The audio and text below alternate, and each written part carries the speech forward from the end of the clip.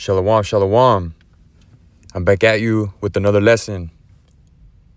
And I want to title this lesson, The Storm That's Coming. Because if you've been living in a cave the past couple years, a lot is going on. The past couple days, a lot is going on. And prophecy's definitely moving. Prophecy's roaring. You know, our Lord Yahweh, Bahashim Yahushai, is definitely making his presence felt in these end times. And like the Apostle Tahar said, this is 2025, the hopeful year of our deliverance. Because, hey, man, there's a couple prophecies, a couple prophecies left. Just like you see World War III, man. I guess we could start with that. Trump, he's beefing with everybody. Everybody's starting to hate the whore. And that's prophecy. It was written thousands of years ago. And prophecy is unfolding right before our eyes. You see Elon Musk up in the White House making all kinds of moves. They're trying to crash the system with these tariffs. They're crashing the system right before your eyes. But our Jake don't want to listen. 2/3 is destined to be destroyed on this side. But man, that 1/3, that's who we're here for, the hopeful elect. That's why we go hard. That's what we do because, man, once all the elect are sealed, and in my spirit, I believe they are sealed. They were sealed from the foundation of the earth. We should rephrase that to once all the elect wake up. Once all the elect wake up to who they truly are, that's when all hell's gonna break loose. MOTB, World War III, famine of the word, Jacob's trouble. All these things are gonna unfold. And hey, man, you gotta brace yourself for it. You gotta really be about this truth. So let's start with the book of 2nd Ezra, chapter 15 and verse 5. It reads, "Behold, saith the Lord Yahweh, I will bring plagues upon the world, the sword, famine, death, and destruction." You see that? This is prophecy that's happening. The prophet Ezra saw this in a vision. Spirit was on him to write this book. And it's happening, These precepts are for the elect to read and to go out and teach this stuff, Go out and teach and wake up the elect. And to the scoffers, man, y'all can stay asleep, You got something coming for you. But yeah, that's exactly what we're seeing. The sword, World War III. Man, everybody's going to quickly turn on the whore. Everybody's going to turn on America. Completely obliterate this place with thermonuclear destruction. The words of the Lord are faithful and true. And they're happening. They're happening fast. Famine. Once they crash the system, you ain't going to be able to go to the grocery store. Those truckers are going to stop coming. A neighbor shall have no pity upon his neighbor. That's why you don't have friends in this world. You don't have family in this world. You take a man is like 7 meals away from a complete beast. He's like 7 meals away from losing his damn mind. If you're not rooted in this faith, the Lord's going to plague your mind and you're going to bug out. You have to have that fear of the Lord, man. So the next precept I had was the book of Habakkuk, chapter 2 and verse 3. It reads, "For the vision is yet for an appointed time, but at the end it shall speak and not lie. Though it tarry, wait for it, because it will surely come. It will not tarry." And that's exactly what's going on, man. For a long time, for many years, when the elders and apostles of Great Millstone first started going out teaching 30 plus years ago, they had this vision. They knew this vision.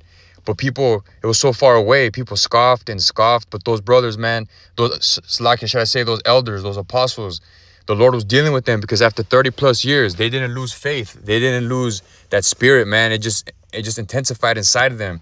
And here we are, the hopeful last year. Hopefully this is hopefully this is the last year of Esau's kingdom. It's crumbling right before his eyes, right before our eyes. The fact that we're still able to make these videos and go out and teach, that's the Lord still showing a bit of mercy to the very few hopeful elect out there that haven't woke up to this truth yet. Because once this famine of the word comes, hey, man, you're not going to be able to get this word. The Lord is going to hide his prophets. The Lord is going to make their tongue cling to the roof of their mouth. This word is precious, and you got to get it while you can. The next precept I had was the book of Revelation, chapter 17 and verse 16. It reads, "And the 10 horns which thou sawest upon the beast, these shall hate the whore, and shall make her desolate and naked, and shall eat her flesh and burn her with fire.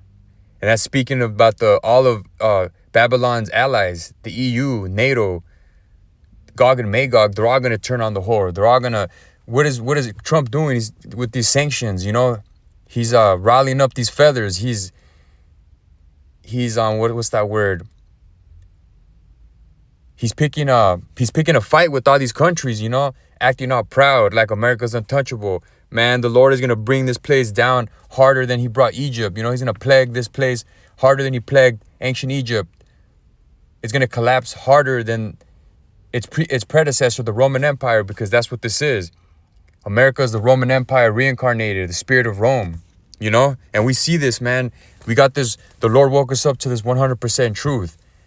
We have this truth. We have this understanding, and hang on to it. Make sure no man take your crown, because, man, we're gonna be tested, man. Like one of the brothers from GMS Kansas City, I was watching his video, and he's like, "Hey, man, the Lord's getting ready to test your chin. The Lord's getting ready to test our chin. If you're really about this truth, or you're gonna get knocked out. You're gonna bug out and fumble this truth, man. Fumble your crown. You gotta be able to hang in there like a savage, like a dog for this truth, you know. And if you're of the elect, the Lord will give you that spirit to endure. You ain't gonna get knocked out. You might fall, you know. We're in this wicked flesh. We might fall 7 times, but we get back up, you know. And that's what you have to pray for, you know. Don't let your sins weigh you down. We're so close to the finish line. We're so close to the finish line. We see these prophecies unfolding, and we just gotta go harder. The next precept I had is perfect to back up what I just said. 1 Peter 1:13. It reads, "Wherefore, gird up the loins of your mind, be sober, and hope to the end for the grace that is to be brought unto you at the revelation of Yahushua Hamashiach." Yeah, gird up your loins. That means prepare for battle. Man, prepare for battle with Esau. Prepare for battle with your own flesh. There's a great sifting going on. You see all these brothers falling out this truth left and right. And that's a frightening thing. You know, that's a frightening thing. We can't take this truth for granted. No matter what life throws at you. We all got problems. We all got shit going on. We all got to work. There's no excuse to put this truth in the back burner. You know, live your life and then have time for the truth. Nah, fuck that. Fuck your life, you know. Fuck your life. It's about this truth. This truth is our life, you know. We can chill in the kingdom. Lord willing, we make it to the, Lord willing, we're part of that elect. Then we can chill in the kingdom. We can rejoice in the kingdom. But right now it's business, you know. It's business. So we have to prepare for these dark days ahead, man. And it's like, you know, you can't be emotional. You know, that's going to be my next lesson with the brother tomorrow. Lord willing, you know, Yahweh Ratazah. You can't be emotional in this truth, you know. Look at, I'm not gonna say too much on this subject because I want to save it for tomorrow's lesson. But hey, man, you can be tried in many ways. You can lose your family. Your children could die. Your wife can leave you. Hey, man, as long as you still have this truth, you'll get it back in the kingdom. You have to have that unshakable faith. So the next precept I had is it's the book of 2nd Ezra 16 and 17. This is the prophet Ezra, because he saw Jacob's trouble go down. He saw how bad it's gonna get, and he was shooken up.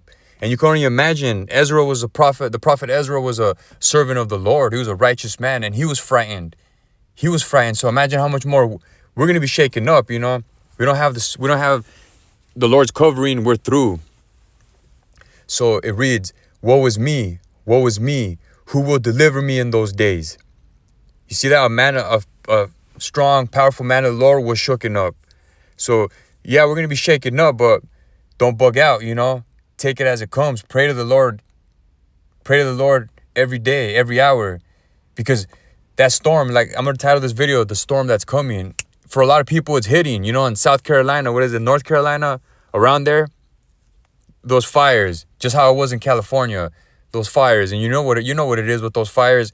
Hey, man, a lot of people out there lost their homes, you know. What else? Over there in Chile, you know, I don't know if that's still going on, but that blackout, there's a big blackout. Something like 3 million or 30 million people are without power, you know. Their storm has already been hit, you know. Jacob's trouble is here. It's just intensifying. And just because it hasn't hit you at your doorstep, don't get comfortable, because the Lord comes like a thief in the night. You want him to catch you doing this work. When the Lord knocks at your door with the trial of your faith, you want him to catch you doing this work, serving him, offering up that righteous sacrifice, giving it everything you got. Let's see what's this next. What was me? 18. Yeah, I'll read verse 18. It reads, the beginning of sorrows and great mournings, the beginning of famine and great death, the beginning of wars, and the powers shall stand in fear, the beginning of evils. What shall I do when these evils shall come? You see that? What shall we do? Continue serving the Lord. The fact that we have this truth, that's everything in these times. You are truly blessed to have this truth. Those out there that are listening, those out there, the hopeful elect that are doing this work, consider yourself blessed. 2/3 of our people are in complete gross darkness, And people say, I'm a good person, God knows my heart. That's bullshit. We're all wicked in this flesh, If it wasn't for Yahushua sacrifice, we wouldn't even stand a chance. So constantly keep pushing out this word, Akim, because these are some deadly serious times. The last precept I had was the book of Jeremiah, chapter 30 and verse 7. It reads, alas, for that day is great, so that none is like it. It is even the time of Jacob's trouble, but he shall be saved out of it. Who shall be saved out of it? The elect. The elect, men, women, and children, beginning with the 144,000 of the nation of Israel. You so-called Negroes, Latinos, and Native Americans. That's the nation of Israel. And the Israelite foreigners, because you don't have to look like an Israelite to, if this word resonates with you, you are an Israelite. You were just cursed to look like the other nations. But that's the only people that are going to make it out of here. 1/3 of our people. 2/3 are going to be completely obliterated. And that's a frightening thing, because you're not guaranteed to be of the elect. You have to continue having that healthy fear of the Lord, continue pushing this word. And man, Jacob's trouble is here. You got to be bold as a lion, man. So I pray this lesson has been edifying. In closing, I want to give all praises, honor, and glory to Yahweh, Bahashem, Yahushai, Bahashem, Rakak, Wadash. I want to give double honors to the apostles and elders of Great Millstone who taught me this truth. And Shalom to the hopeful elect. On to the next one. Shalom.